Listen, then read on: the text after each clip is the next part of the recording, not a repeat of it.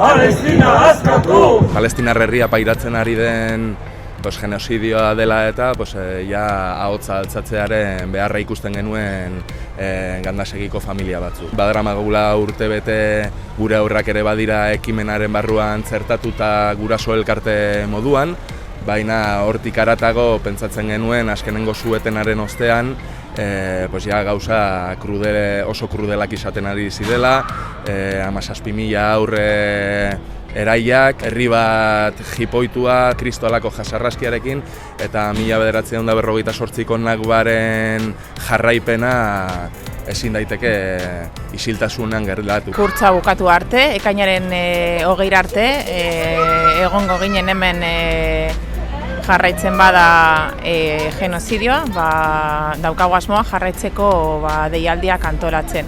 Eta gogoratzea, ostiralero, batzen garela hemen, bostetan, aldarrikatzeko Palestinaren sarraskia gelditu behar dela. Animatzen dugu mundu guztia etortzera eta gure deialdi hauetara batzen.